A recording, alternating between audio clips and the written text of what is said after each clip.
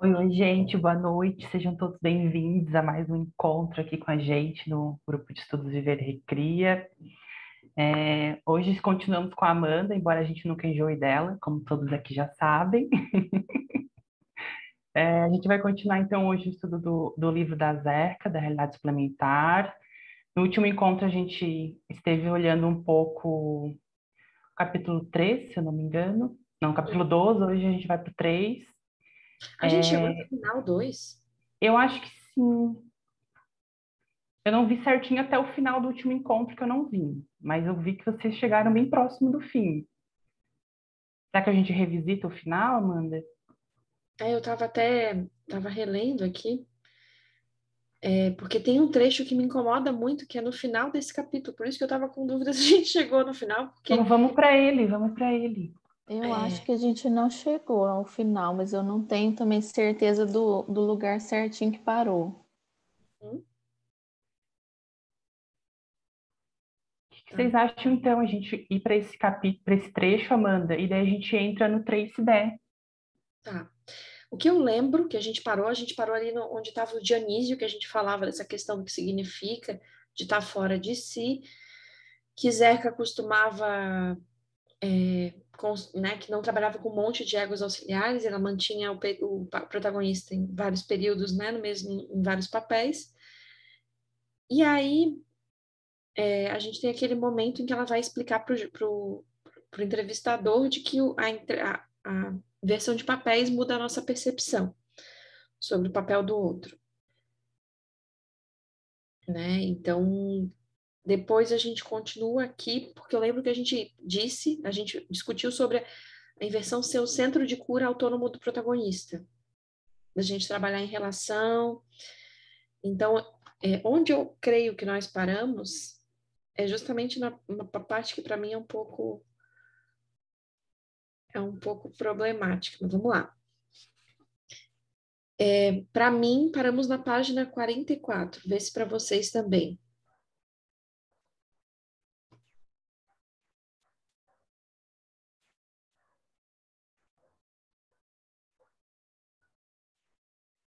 Mas aí a página 44 é o capítulo 3 já, então? Deixa eu ver aqui. A gente estava falando sobre a inversão de papéis já. Ah, tá.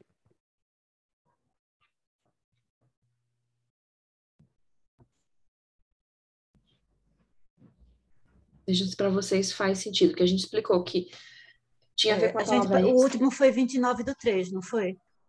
Sim, Aí eu botei aqui que a gente parou nesse, no entanto, não é dado a meros mortais, mas a percepção do papel do outro nos leva muito próximo à essência desse outro e, por vezes, inclui sensações no corpo e mudanças no tamanho. Aí eu botei aqui, paramos aqui em 29/3.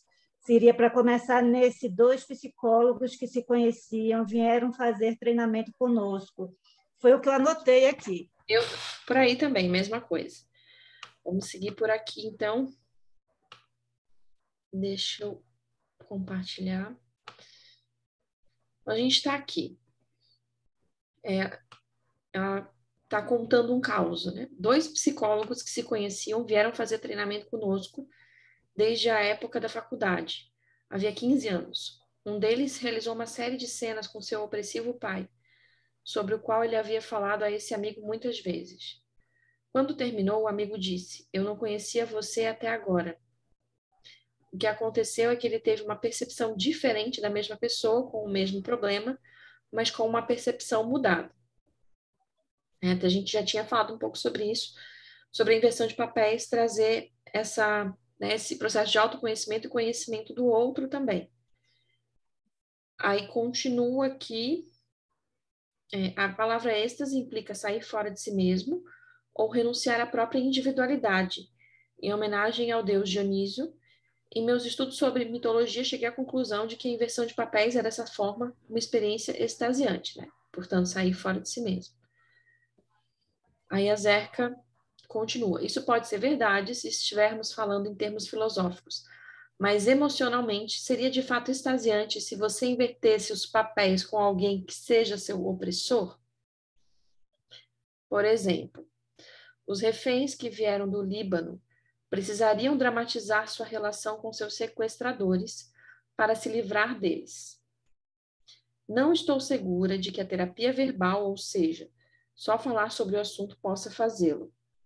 O momento em que você troca da sua perspectiva para a perspectiva do outro e também olha para si mesmo, para si ao mesmo tempo, esse momento transicional seria a experiência de êxtase, porque você deixou o ponto de êxtase. Uma vez ouvi o que, não sei pronunciar, disse ou escreveu: para aprender a respeito do self, saia fora do self. Wittgenstein, sei lá se é isso, ou Wittgenstein. Mas aqui eu acho que é importante a gente falar, porque depois ela vai continuar justamente nessa mesma direção. Ó. Os psicodramatistas que trabalham com vítimas de tortura constataram que, a menos que essas vítimas invertam papéis com seus opressores, elas não conseguem deixar essas reminiscências e a imagem do torturador para trás. Estes estão sempre presentes. No entanto, quando têm a oportunidade de inverter papéis com seus torturadores e estabelecer a tele, de modo que o torturador se transforme num ser humano, ao invés de uma imagem do mal, então essas reminiscências e suas influências destrutivas sobre as vítimas no aqui e agora diminuem. Cara, o que vocês pensam disso? O que vocês pensam sobre isso? Polêmico. Polêmico, né? É. Quando eu li, eu fiquei... exatamente, Léo, que treta, bicho. Ana, eu tenho duas clientes que sofreram sérios abusos. Eu não teria coragem de fazê-las inverterem com os abusadores, não. Entendeu? Exatamente. O que vocês pensam disso? Muito delicado. A Mari está dizendo que também pensou sobre a questão do abuso. Muito delicado, Tereza. Eu fico pensando, o que tem de bom nisso? Assim, o que a pessoa pode acrescentar em se colocar no lugar do abusador, né? Eu não sei o que tem de bom. Não sei o que pode, né? Para o abusador, sim, mas não para quem foi abusado, eu acho, né? Não consigo ver nada de construtivo para a vítima. Pois é. Que eu acho que é diferente quando, por exemplo, a gente está falando de um opressor, que é, por exemplo, sei lá, um chefe no trabalho, um pai ou uma mãe que, de alguma forma, oprimem e ficaram muito maiores do que de fato são, que não... A gente está falando de um caso de uma pessoa que sofreu violência extrema, né? Eu também, Amanda, acho difícil, não faço inversão de papel para alguém que né, de alguma forma oferece essa dor na relação, porque eu nem acho que tenha que ter tele com essas criaturas, não acho que tenha nenhum motivo pelo qual eu vá querer o desenvolvimento da tele com esses seres. Por outro lado, eu acho que se é uma figura que tem um poder simbólico, que não necessariamente é uma figura de grande violência, mas que exerce um poder simbólico sobre o nosso protagonista, a inversão de papel, sim, às vezes diminui o poder que aquela figura tem sobre ele. Quando eu começo a perguntar, tá, mãe, mas e aí? De onde você veio? Você não tem segurança também, mãe? Como é que é isso para você? E aí a gente começa a desmontar um pouco dessa figura que fica muito grande, de grande potência para o nosso protagonista. Mas eu, Amanda, não consigo imaginar também, se for uma figura de muita violência, um opressor muito violento, fazer esse processo de inversão de papéis. Que nesse caso, Amanda, a vítima não teve opção e nem interpretação, né?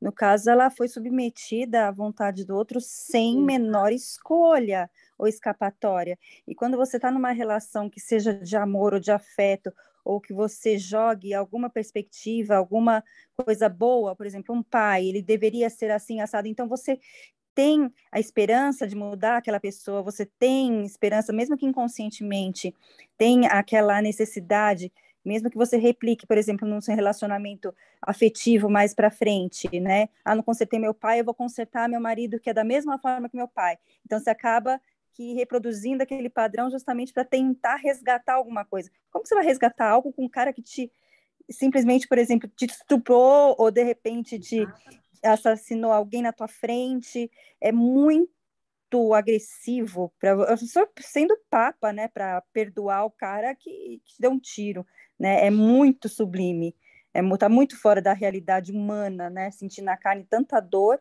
e ainda assim falar, olha, você é meu algoz, mas ainda assim, como que você vai nem troca de papéis, nem ela vivenciando novamente, né? Eu acho que é delicado das duas formas, porque ela vai reviver aquela dor intensa. Será que é muito latente, é muito na carne, né? Então, eu também não colocaria um cliente, um paciente, sei lá, nessa condição, a não ser que realmente quisesse falar a respeito mas se pôr no lugar e mesmo reviver a cena, eu acho que deve ser muito doloroso. A gente tem uma escolha, né, Elaine, de talvez ir pelo papel saudável, pela função de mais força, né? Há uma escolha aqui nesse lugar, porque se a gente quer aumentar o potencial de escolha, e se escolha tem a ver com espontaneidade, levar o sujeito para uma cena em que ele não teve nenhuma escolha, que ele viveu impotência, que ele não teve poder, não vejo também sentido nisso, né? Eu concordo contigo nesse ponto.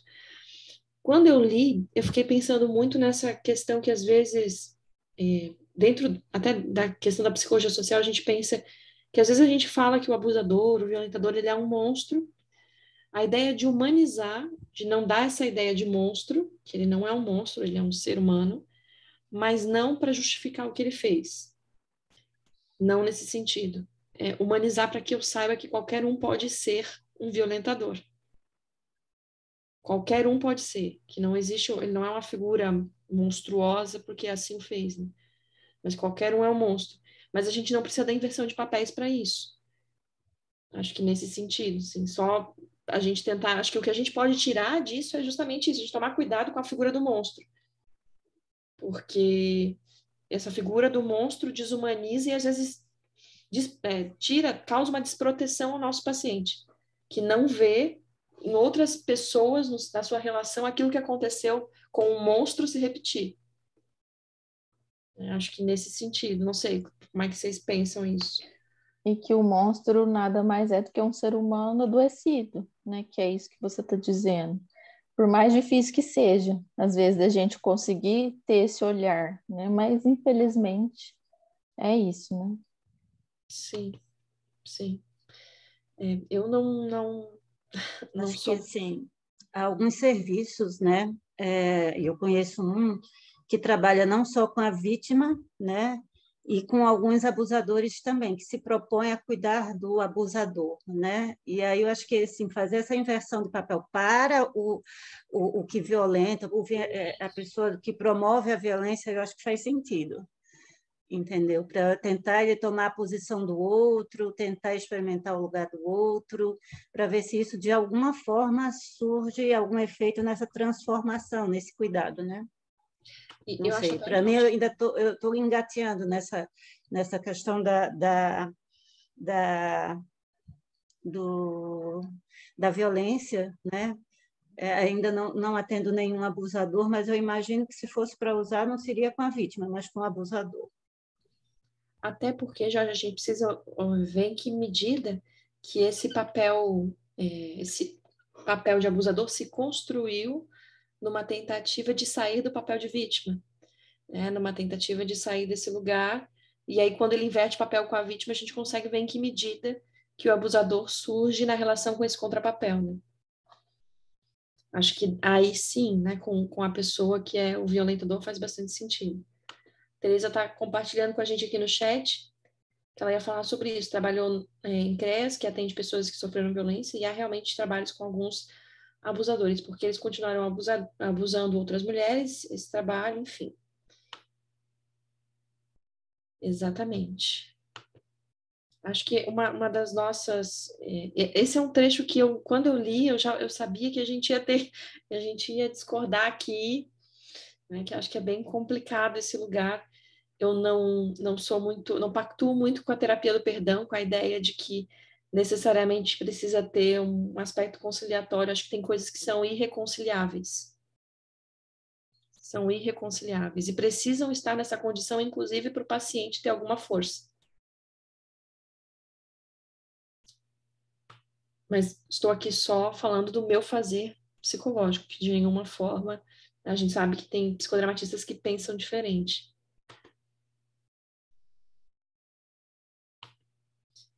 O Léo botou ali, não há contexto cabível para isso. Utilizando o exemplo dela, é curioso verificar como no Líbano é percebido uma troca de monstros até hoje, e ao se propor a inverter com o opressor e se manter isso, a gente continuará talvez vendo isso. Hipótese. Uma hipótese, com certeza, né? Nesse sentido. Alguém ainda quer trazer alguma contribuição? A gente parte para o capítulo sobre realidade suplementar, que seria o próximo capítulo. Só uma coisinha, Amanda. Eu já ouvi meninas assim, recém-formadas, assim, eu jamais daria abrigo, eu jamais daria o teto, eu jamais abriria a minha porta a um abusador, a algum homem que tenha feito isso, nossa, é asquerosa, não sei o quê, não sei o quê. E eu louvo muito, assim, as pessoas que conseguem fazer esse atendimento, e, assim, quando eu escutei isso, eu falei, olha, mesmo que a gente não consiga, a pessoa ali está procurando uma ajuda ou mudar de alguma forma. Então, mesmo que você não consiga fazer esse atendimento, mas que fique a premissa maior de que se a pessoa está ali na frente é porque algo deve ser mudado nela e no entorno dela. Então, se você não consegue, que passe a indicação para quem consiga e se informe, mesmo que na hora você não consiga acolher de fato, de uma forma mais plausível, mas que você consiga ter um diálogo com aquela pessoa e fale, olha, não é que eu não consigo, eu não sou especializada nesta área, mas eu posso te indicar alguém, mesmo que você não tenha alguém no momento, mas corre atrás tudo e passe alguma coisa para essa pessoa, né? Porque mais para frente um filho seu pode esbarrar com um louco desse, né? Se a gente pensar friamente, né? E o cara vai continuar no mesmo padrão e a porta que ele tentou abrir ou por obrigação, ou porque foi obrigado por recuperação, ou o que quer que seja, se fechou de novo. Então vai ter uma piora no quadro, né? E como profissionais de psicologia e educação, eu acho que não podemos fechar a porta, mesmo tendo asco para toda essa violência, para não reproduzir, não deixar, ou fazer, ou pelo menos colocar uma gotinha de luz ali naquela cabeça que não é nem cabeça, sei lá, é uma alma perversa, e que existe alguma recuperação de alguma forma, nem que seja de formiga, né? Então, o que a gente não pode fazer é usar desse asco uma porta fechada, porque se a pessoa está ali, é porque talvez você seja instrumento de trazer para ela alguma oportunidade de não fazer de novo, ou de pensar quando for fazer de novo e demorar, porque a pessoa que faz isso não pensa um segundo, né? É gatilho, simplesmente faz, ou mata, ou estupra, ou faz daquele jeito, né? Então, entre o pensar e o agir, de repente, uma psicóloga, uma educadora, olha, eu te vi, pode fazer a diferença, né? Então, é bem complicado, porque eu vejo assim, já tive várias crianças, assim, irmãos que psicopatia, eu não acreditava em criança, mas, nossa, assim, existe muito. E eu falo, gente, tem a idade da minha filha, né? Então, quando eu pensei assim, então, não é só empatia, é sociedade mesmo, né? Se a gente está nessa função de ser mediador, seja de educação ou psicológico, tem que fazer das tripas coração e falar, não, tá, fulano, vamos lá, vai, tem um cartãozinho aqui para você, vai. Eu não vou fazer, se deu o direito também de falar não, né? Mas não trancar a porta. Com certeza, com certeza.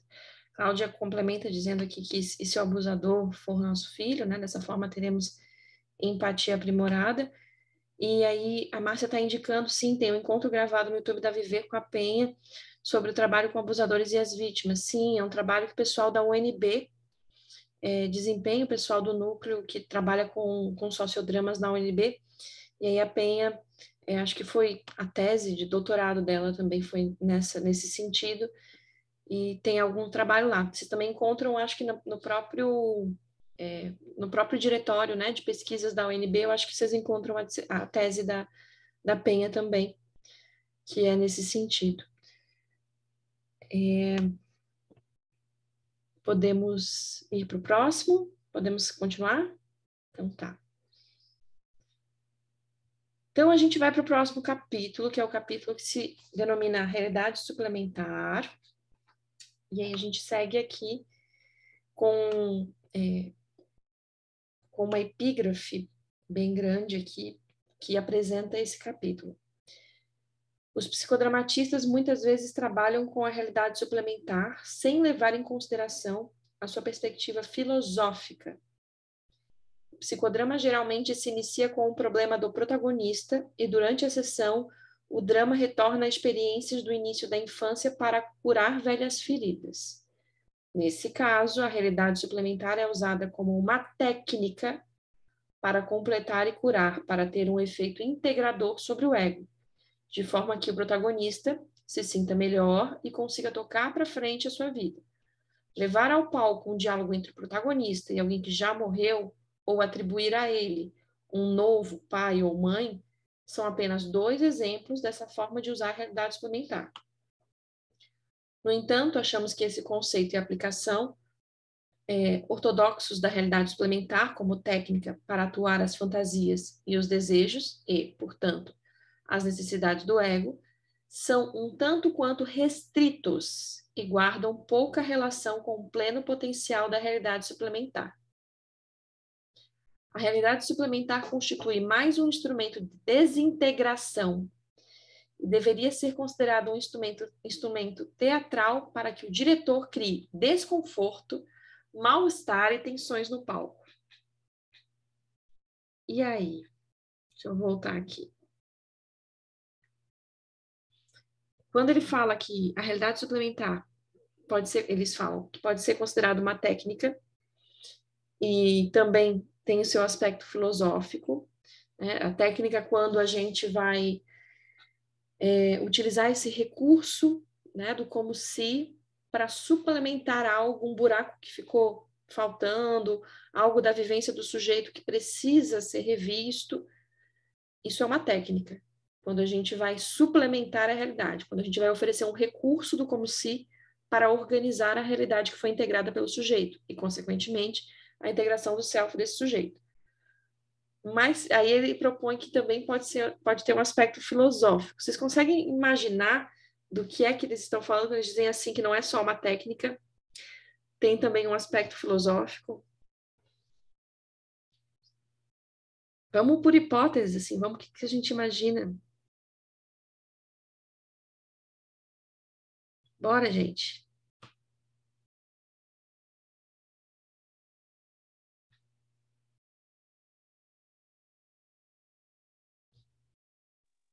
Eu só pensei na questão do tempo. Não sei se é por aí.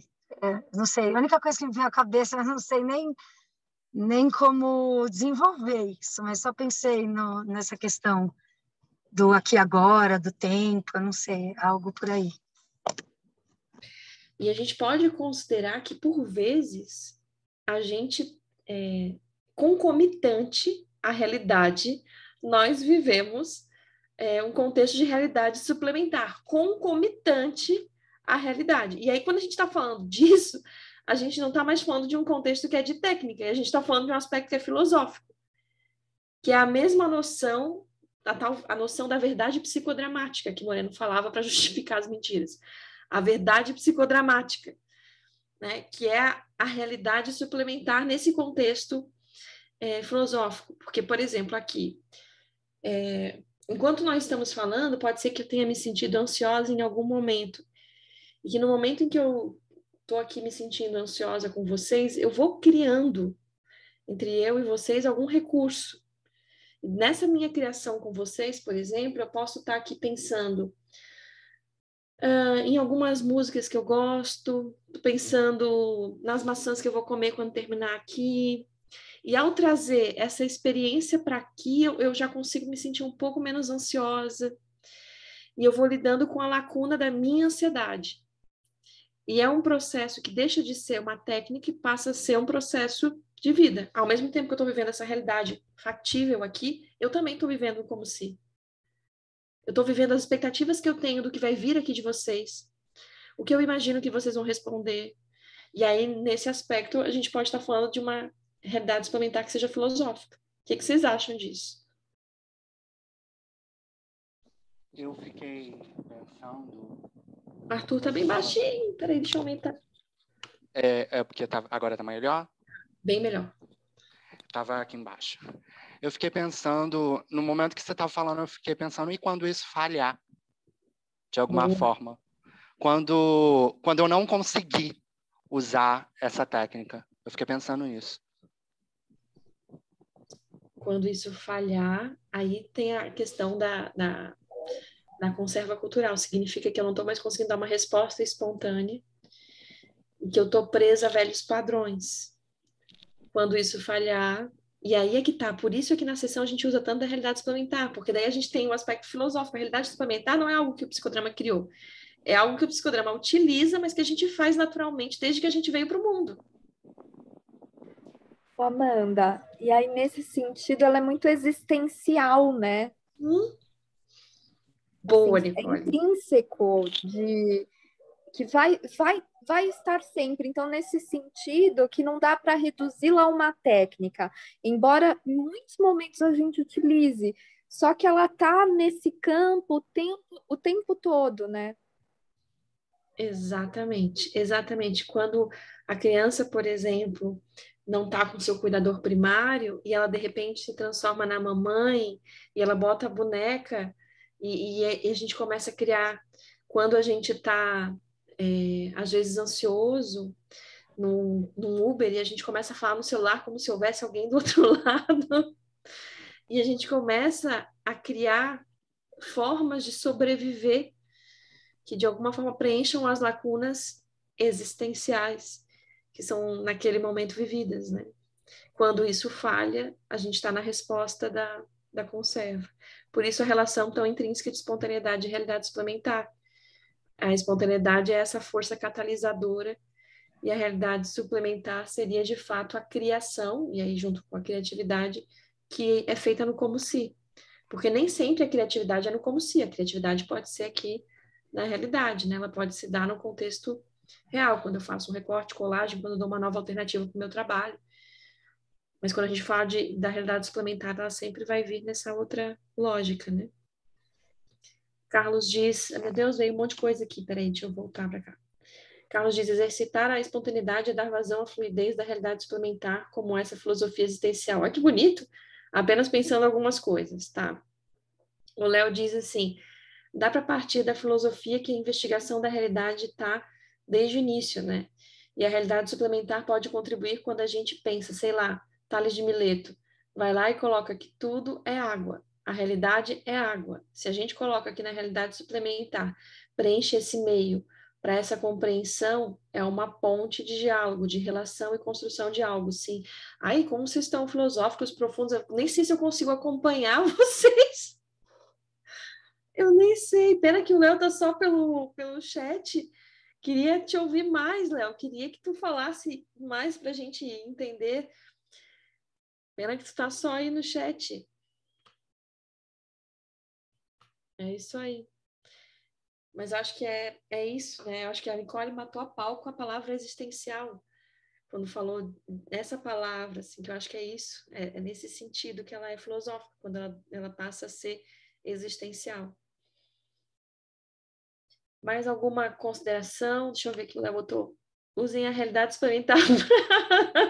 Se eu chegar no que eu digo, tá bom, Léo. Queria contribuir, mas estou dirigindo. Como é que tu tá digitando dirigindo, criatura? Pelo amor de Deus. São dois Léos diferentes, Amanda. Tá. Ai, que dor no meu coração. Não estava entendendo mais nada. Ai, Deus. Sim. O outro Léo eu acho que não está dirigindo. Mas tudo bem, a gente vai usar a realidade suplementar mesmo para tentar alcançar.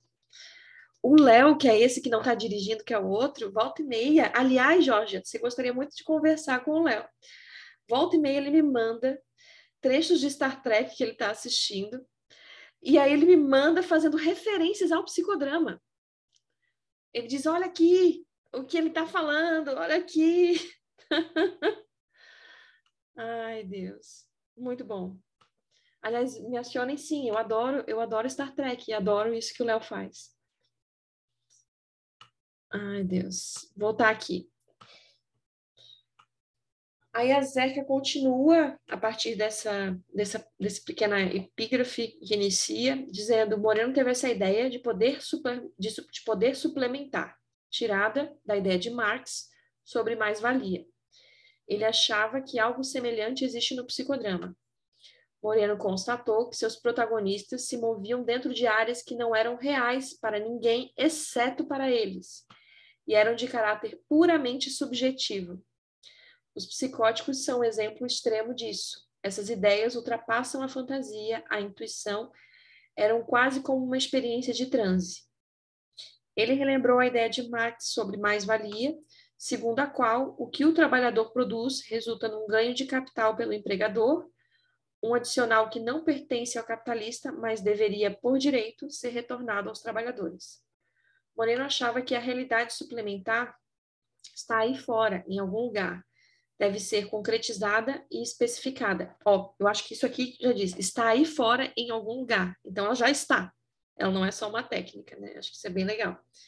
Deve ser concretizada e especificada e devolvida ao centro do protagonista, onde tem significado e propósito.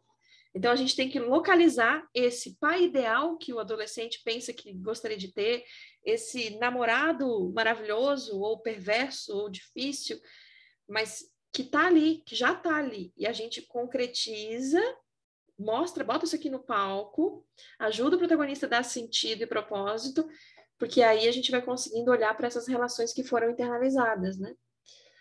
Ele sabia que não poderia chegar verdadeiramente ao psiquismo do protagonista, a menos que ele habitasse junto com o protagonista, adoro isso, a realidade suplementar. Olha que maravilhoso. A gente não vai conseguir chegar ao psiquismo do protagonista, a menos que a gente habite junto com ele a realidade suplementar. Eu sempre falo isso quando eu estou com os alunos, que quando eu falo, Dona Maria, é você, ou eu olho para o lado dizendo, nossa, tem uma cachoeira ali, eu preciso ver essa cachoeira.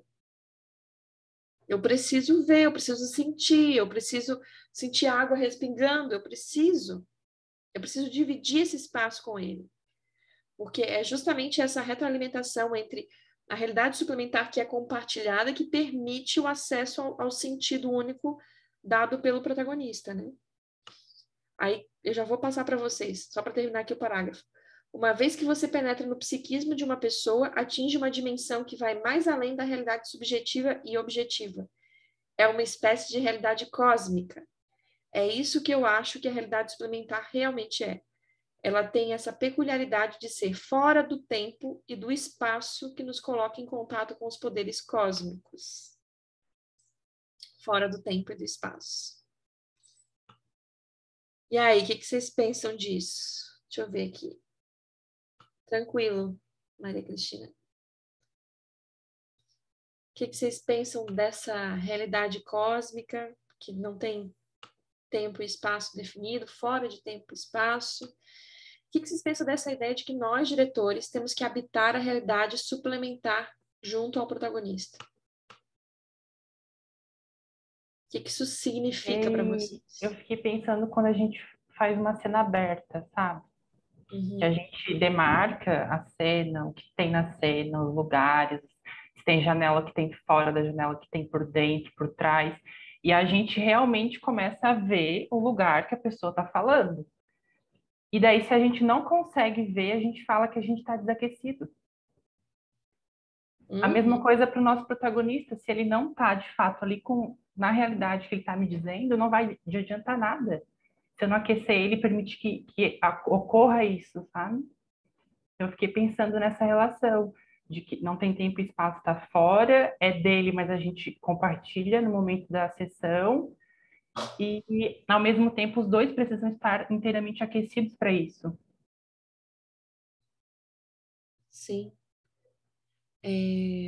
Assim como quando eu vou falar com um protagonista que está no papel de criança, por vezes eu me abaixo um pouquinho para falar, Então, o que está acontecendo aí? Conta para mim. Quero saber o que está acontecendo com Tom você. de voz, a gente muda o tom de voz.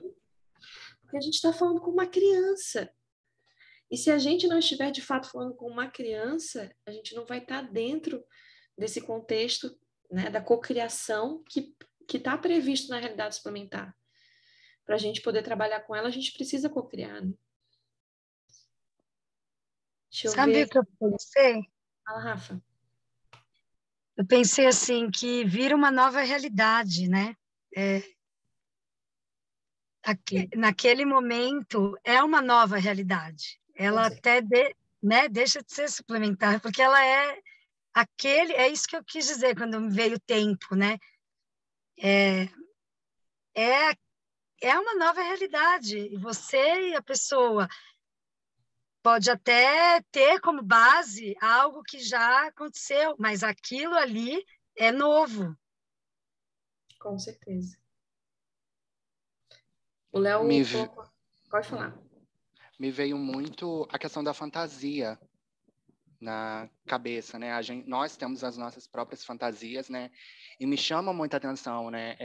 O trecho concretizar, especificar e devolver ao protagonista, porque você tá isso daí são moldes da fantasia e tempo e espaço também tá dentro disso tudo. Então me vem muito. Nós somos pessoas que somos fantasiosos, né?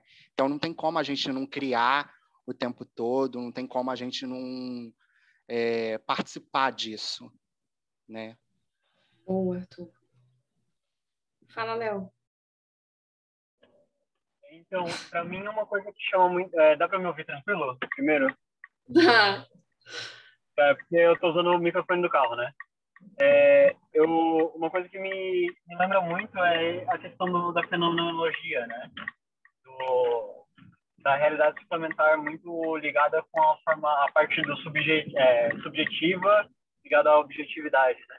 Então, é a forma como o paciente está vendo aquela situação que não é necessariamente ligada à objetividade, mas é ao ponto de vista dele sobre aquilo.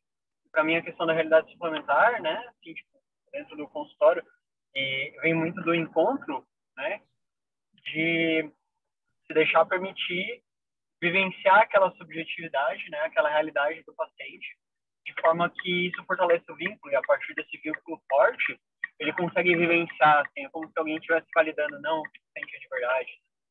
E para mim vem muito isso, mesmo na fantasia, tipo, estamos nesse lugar realmente, estamos nessa casa, estamos nessa cachoeira, né? Então, por mais que seja um consultório ainda assim, de forma objetiva, ele passa a se tornar aquilo, né? Através do fenômeno, pelo menos assim que eu entendi com um pouco de base de experiência. Sim, e tu transportou a gente para esse carro contigo, a gente pegou carona agora, na realidade suplementar. Ninguém morreu. Importa. Antes de eu seguir, o outro Léo tinha colocado aqui, não sei o que ele quer dizer com o cosmos fora do tempo e espaço, sem textão, só isso, fica a dúvida no ar. O que vocês acham que quer dizer isso, o cosmos fora do tempo e espaço?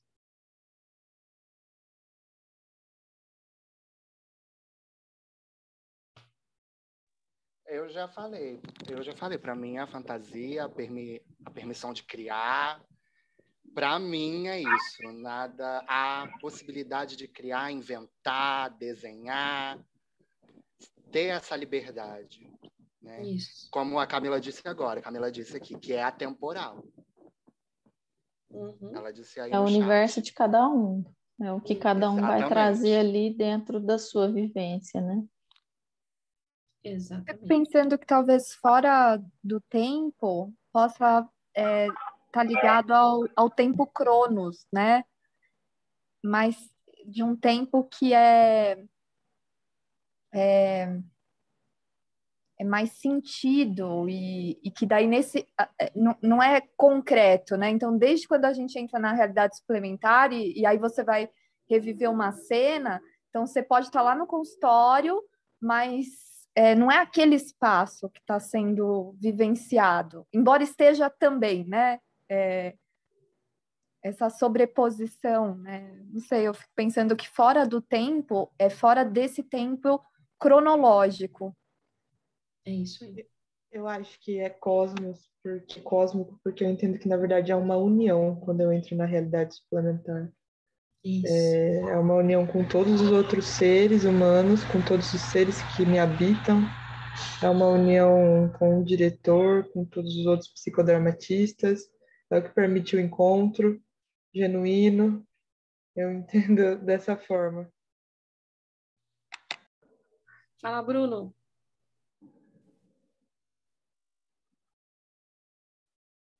Bruno levantou a mão e sumiu. Não falamos do Bruno. Bruno? Alô? Oi. Ah, tá me ouvindo agora? Beleza. Uhum. Eu penso muito relacionado a essa questão do papel complementar também, na forma como a gente internaliza esses papéis, tipo, levando meio que realidade suplementar mais ao pé da letra, assim, eu penso muito nessa realidade interna que o paciente, cliente, enfim, ele utiliza para suplementar a realidade que ele está vivendo agora, mas que, de algum jeito, ele não consegue entender, não consegue compreender, ou, enfim, está faltando alguma coisa ali. E aí, pensando nessa coisa fora do tempo e do espaço, me leva a pensar nessa questão também de papéis que foram internalizados no passado, mas que ainda no presente, no aqui e agora, eles agem sobre as coisas que estão acontecendo e têm uma influência direta sobre as relações, né? Boa, Bruno. Fala, Léo, depois Elaine. Eu acho que a questão ali da cronologia, a questão que o Bruno trouxe também são bem importantes, né? Porque os papéis, eles evocam, de certa forma, uma certa época em que esses papéis foram delimitados, né? Então, querendo ou não, existe uma certa confusão dentro de que ela não é realmente cronológica, né? Ela vai muito da questão de uma prioridade do que está acontecendo agora, o que está acontecendo comigo, o que é importante para mim agora. E a cronologia, realmente, dos fatos acaba não tendo tanta importância. É claro que ela é importante dentro de um ponto de vista científico, material, histórico, dialético, mas ele, ainda assim, dentro da visão do paciente, né, ele é muito mesclado, como se fosse um sonho, assim, onde tu não sabe onde tu estava inicialmente, de repente tu está em outro lugar e não importa muito como tu chegou ali. E às vezes tu tá adulto, depois tu vira criança no sonho, ele não segue realmente uma lógica que faça sentido dentro de um ponto de vista cronológico, e nem necessariamente de espaço, porque as coisas elas mudam de lugar e de tempo o tempo todo, né? De época, no caso, né? Então foi isso que eu peguei bastante disso. Valeu, Léo. Fala, Elaine. Eu acho que, na verdade, todos nós temos esse universo suplementar, vamos dizer assim, né? Não é o paciente, né? Pegando o gancho do que ele acabou de falar, mas é a nossa realidade, a nossa fuga da realidade, os nossos pensamentos, os nossos sonhos. Então, é assim, não é o paciente, não é o cara que está na tua frente. Todos nós temos esse escape, senão a gente explodiria com a pressão das conservas sociais, né? Porque temos nossas vontades, nossos sonhos, nossos desejos, nossos tesões, né? E muitas vezes a gente põe na gavetinha ali para não... E deixa por ali mesmo, mas a cabeça não para, né? O teu sonho, aquele arrepio, de repente, ou aquele medo inesperado, sem explicação, e você guarda para si. E isso é um universo paralelo que a gente tem, né? Então você fala, não tenho medo porque de repente aparece uma borboleta na frente, olha, ela veio me dar um sinal, ok, mas você não fica falando para os quatro ventos, olha, a borboleta veio me indicar que não, você guarda para si. É o seu universo paralelo. Então eu acho que todo mundo tem esse escape, na verdade, né? Eu não creio no paciente estar trabalhando com isso. Você acaba aqui dando um espaço para a espontaneidade dele e essa fuga está sendo exposta e sendo discutida e sendo vista, né? Então, terapeuticamente falando, você tem a chance de lidar mais com os desejos e com a personalidade dele, de fato, sem a conserva, mais limpa, né? Então, a nossa psique e o universo paralelo está ali com a gente, só que a gente não demonstra. E nesse espaço de terapia, que você acaba falando de eu vou construir, não, você não está construindo nada, você só está abrindo a portinha para o carinha abrir a gavetinha dele e falar, olha, eu sou assim, eu estou com medo, eu sinto arrepio, eu não gosto disso, mas você não pode falar porque você está na conserva cultural. Eu sou louca, eu queria dançar pelado na rua, mas eu não posso. Então, assim, é isso, mas você tem seus desejos e seus universo, né? Você não precisa estar pondo um universo para ter esse escape. Todo mundo tem, mas só que está escondido, eu acho. Oi, Elaine. A Eliane falou um negócio e eu lembrei de uma coisa muito interessante, né? Não sei se todos conhecem ou ouvem ou escutam a música da Taylor Swift, né? Mas ela tem um álbum chamado Folklore, né? E ela meio que usa dessa realidade suplementar para escapar dessa questão da pandemia através da música, criando personagens e músicas, né, afastando um pouco da vida pessoal dela, né, já que a carreira dela sempre foi construída através da narrativa de si própria, e ela meio que, né, Boa, é muito, muito interessante. Muito bom. Muito bom. Só vou dar um oi assim pro pessoal que está no chat, que a Camila está explicando aqui que é atemporal, sem limitação de tempo nem espaço, vamos para todo lugar. Carlos fala que pensa em um deslocamento do aqui e agora. A Georgia traz uma pergunta: o espaço dentro do outro espaço, um tempo dentro do tempo presente, isso. A Tereza traz, lendo um pouco mais adiante, eu fiquei confusa, como se existisse uma entidade partilhada que ambos sentem e criam a partir daí. Vamos falar sobre isso já, Tereza. Só Bruno sem câmera ligada falando é como se ele tivesse escondido dos Madrigal. Quem não assistiu ainda, Encanto, por favor, assista. É muito bom. A Elaine traz essa coisa que é viver ou atuar no aqui e agora, uma realidade possível. Coloque sobre o álbum ali, Arthur. Bota ali, o pessoal tá pedindo um link para o pessoal conhecer um pouco mais da Taylor Swift. Vamos chegando aí, povo. Vamos chegando.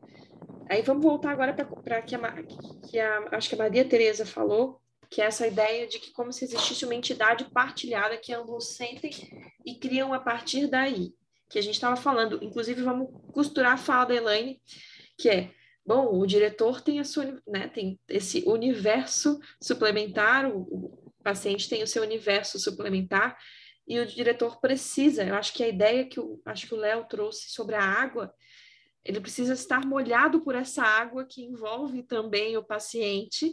Acho que foi o Léo que trouxe essa ideia da água, que ao estar molhado nessa água, ele consegue criar com o seu cliente. Co-criar, criar junto.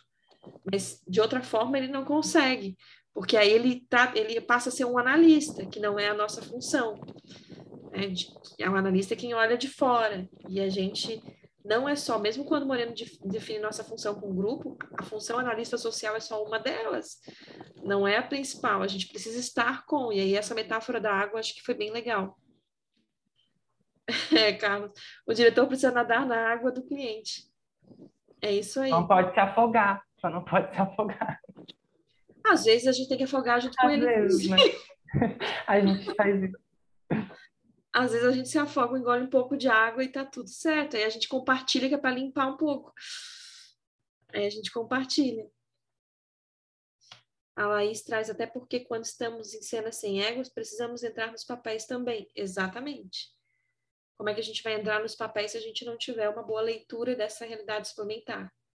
Desse universo suplementar, que eu acho que essa expressão que foi utilizada pela Zerka é muito boa, né? Que ela cita Moreno, mas a ideia de um universo suplementar nos leva a esse lugar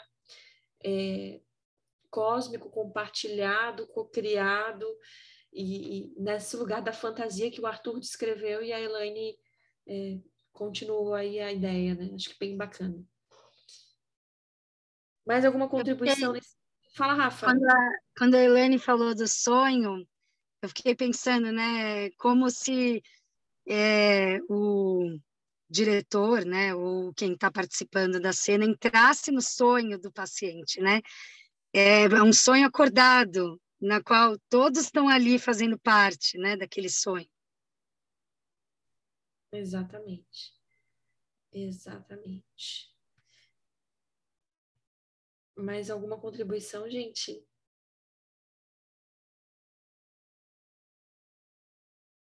Vamos lá para os nossos minutinhos finais. Vamos ver o que a gente consegue aqui.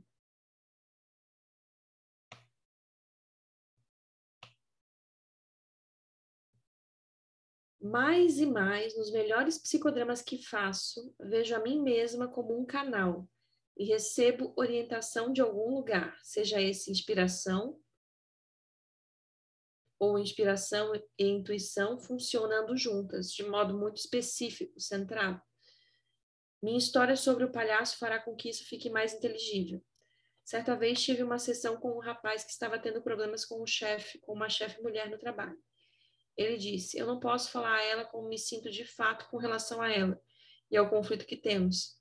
Eu disse a ele, a catarse mais profunda no psicodrama vem da realização dessas cenas, dessas interações, desses momentos que não acontecem, que não podem acontecer e jamais terão probabilidade de acontecer na vida real, não importa qual a razão. Ela só vou repetir, a catarse mais profunda no psicodrama vem da realização dessas cenas de interação, dos momentos que não acontecem, que não podem acontecer e jamais terão probabilidade de acontecer na vida real. Aí ela continua. Então, por que você não diz isso para ela aqui? Para possibilitar que ele tivesse mais poder e a liberdade de fazê-lo, sugeri que ele subisse numa cadeira. Ela é uma mulher grande? Ele respondeu, sim. Ela é mais alta que você? Sim. Continuei, muito bem. Então, suba nessa cadeira e você ficará maior e mais alto. Isso deu a ele o poder de realmente se soltar. Ele o fez e tornou-se um tanto quanto volúvel, espontâneo e cheio de força.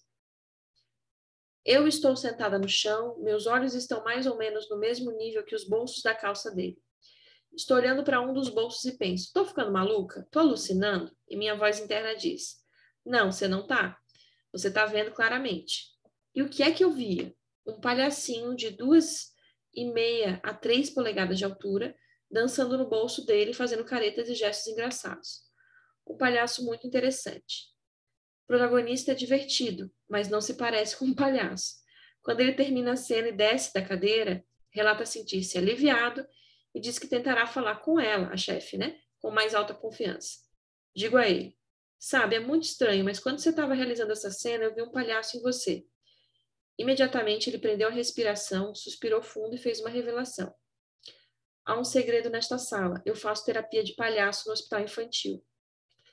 Eu não havia recebido essa informação dele. Ele havia se apresentado como um terapeuta que trabalhava no hospital. E isso era tudo.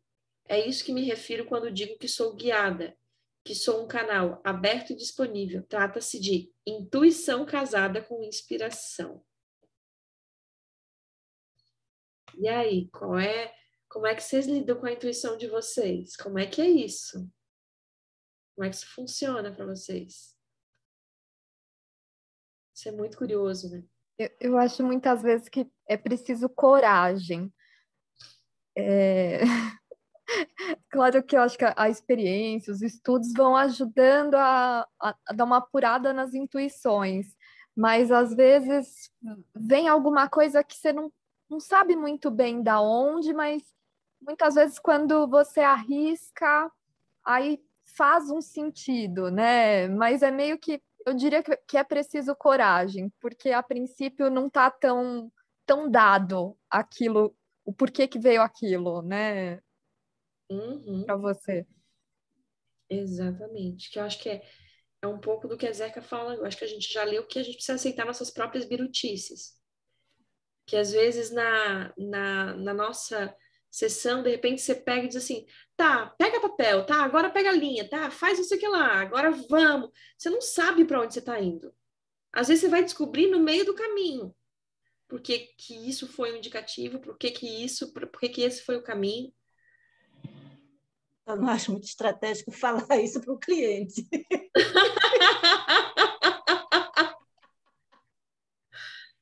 Mas a gente precisa descobrir isso no meio do caminho. A gente sente essa necessidade, a gente precisa olhar para esse vínculo, né, e construir com. Porque eu estou apresentando uma coisa, mas eu preciso confiar nessa co-construção que vai dar também no que o outro vai fazer. É uma confiança na relação. E a intuição não é uma coisa metafísica necessariamente. A intuição, como bem trouxe a Nicole, é um conjunto da minha experiência clínica com as minhas leituras e o respeito à relação. Porque o que eu sinto na relação é um respeito a essa relação, é um respeito ao que eu sinto no vínculo. E poder trazer esse respeito para o cliente. Olha, eu sinto isso aqui no vínculo. Quando você falou isso, me veio isso. Me veio essa imagem. Eu acho que isso também tem uma ação, né? Que a gente também quer, a gente quer que a pessoa ali se arrisque, né? A dizer o que ela está pensando, por mais estranho que possa ser e tal. E eu acho que também, enquanto terapeuta, assumir esse lugar também de risco, e até às vezes de falar uma bobagem, uma coisa que talvez também não deu certo, assim, não colou, mas que de alguma forma mostra também, assim, não sei se elaborar isso que eu estou dizendo, mas eu vejo que tem uma importância também. Com certeza. Com certeza. Camila traz aqui, eu faço isso com muita frequência. Às vezes empresto uma imagem simbólica para o paciente, pergunto se faz sentido, e ele ajusta aquela representação e partimos dali. Perfeito, Camila. É isso mesmo, assim. A Aline trouxe bem isso. Falei para uma paciente no papel da mãe que já faleceu. Estamos conectadas pelo coração. Falei sem planejar. Em seguida, ela me falou que era a frase dela. Era a frase da mãe. Sobre isso de intuição, já aconteceu. Quando eu estava na clínica, na faculdade, né? A minha experiência foi psicanálise toda e eu usava psicodrama. Felizmente tinha essa liberdade lá. E a minha paciente, ela estava em dúvida de qual carreira seguir, né? E ela queria ser cardiologista. Aí ela trazia muito experiências de luto. E a gente dramatizando, né? Como seria essa experiência, eu paciente né, um paciente dela e ela me operando, né? Eu perguntei depois se tinha alguma coisa relacionada à família dela, às perdas dela. E ela me contava que a maioria dos parentes dela sofreu um ataque cardíaco, morreu por experiências cardíacas. E é muito disso, desse feeling que tem. E realmente, a gente tem que arriscar. Escutando isso que o Arthur está trazendo, eu me percebo, assim, muitas vezes abraçando a minha intuição e agindo segundo ela, né? Escutando, e muitas vezes assim, traindo. Não fui fiel, que raiva. E assim, né? E também, quando eu vou com aquela intuição, mas aquele friozinho da barriga, né? Eu me lembro de uma cena de uma psicoterapia em grupo, né?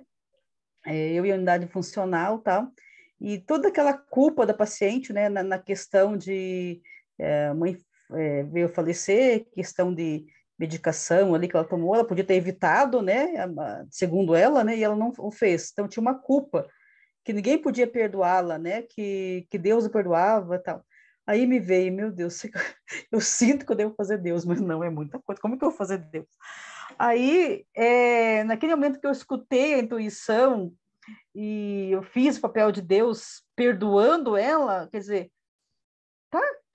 Então, aquele momento, assim, foi muito bacana e eu sou grata por não ter traído a minha intuição naquele momento. E aí, hoje, eu estava pensando, conversando com uma amiga, né? Sobre o que a gente pode fazer para alimentar a nossa intuição. Algumas pessoas a meditação, caminhada, né? Então, assim, é bem bacana, bem cósmico esse tema, porque eu falei hoje sobre isso, né? Como alimentar, confiar, estar mais ligado à intuição. E estou feliz porque como que esse grupo cresceu, que lindo, também contente estar aqui com vocês. Que bom. Ai, gente, alguém coloca o link do nosso grupo. Não, a gente tem um grupo do WhatsApp. Eu vou colocar o meu número pessoal aqui, daí tu me adiciona, porque eu não vou conseguir achar agora, nesse momento, o link do WhatsApp. Então, depois você me adiciona lá e me procura que eu te ajudo. Tem tempo de falar uma coisinha Sim. meio estranha que eu pensei, assim. Mas Sim. tem alguém na frente? Eu não estou conseguindo Sim, ver que eu tô... Eu pensei assim, que... Oi? Só falar aqui que a Elaine Vicente trouxe que a intuição é uma das ferramentas que, enquanto psicodramatistas, a gente tem que manter aquecido. Agora passo a palavra para você. Eu fiquei pensando, né? Se a gente imaginar, né, que a gente está co-construindo uma nova situação, uma nova realidade, é a gente, né? É uma intuição, mas ao mesmo tempo é a gente sendo a gente, porque é uma co-construção nova. Então, pensando por aí, não tem muito segredo, né? Basta a gente enganar na gente, no que a gente está construindo ali, porque é um novo momento, é uma nova realidade, né? Que é o que a Assim, Zeca chama de autotele. Ah, tá.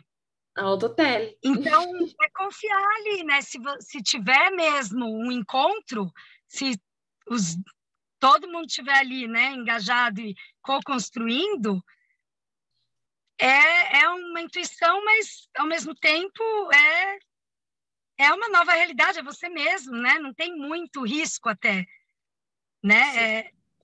Não sei se eu viajei muito, mas obrigada por me dar essa oportunidade. Imagina, é muito bom te ouvir falar. É que a gente está tão desacostumado a ser a gente, a respeitar a gente, a respeitar o que a gente sente, o que a gente pensa, a desenvolver a autotele, que às vezes até estranho a gente falar isso que tu disseste com tanta clareza. Então, obrigada por compartilhar. Só para lembrar vocês, a gente está finalizando esse nosso encontro de hoje. Daqui a 15 dias a gente se encontra de novo para continuar. Quero lembrar vocês que a Viver está com uma maratona vivencial de psicodrama, com diversas possibilidades, sociodrama, teatro espontâneo, psicodrama de grupo, e aí tem um monte de coisa. Lá no site vivermaispsicologia.com.br, vocês encontram lá. E a gente se fala lá no nosso grupo no WhatsApp. Aqueles que não têm o grupo, a Camila, eu acho que colocou o link ali no chat para vocês terem acesso. Vamos continuar criando. Hoje foi tão lindo, eu estou tão feliz de estar aqui com vocês. A gente construiu assim, um diálogo tão incrível, foi tão produtivo, que a gente possa continuar construindo juntos, tá? Saio daqui hoje muito, muito, muito feliz. Não sei vocês, mas eu saio daqui muito potente, me sentindo muito espontânea. Obrigada a vocês por estarem dividindo esse espaço comigo. Vou até tirar um print nosso, se vocês me permitem, vou colocar no meu Instagram. Se quem quiser abrir a câmera, deixa eu tirar um print aqui. Aê, lindos. A Camila dizendo que quando eu cheguei aqui tudo era mato, é verdade, né, Camila? A gente se começou na pandemia em março, acho que 2020, e estamos aqui com vocês Paulinha, hoje. já tirou a foto? Já tiramos, mas vou de novo. Eu tive dificuldade em abrir a câmera aqui. Todo mundo sorrindo. Aê, pronto, tirei foto de novo. Obrigada, tá lindo, muito bom, muito bom. Até a próxima. Até a próxima, querida.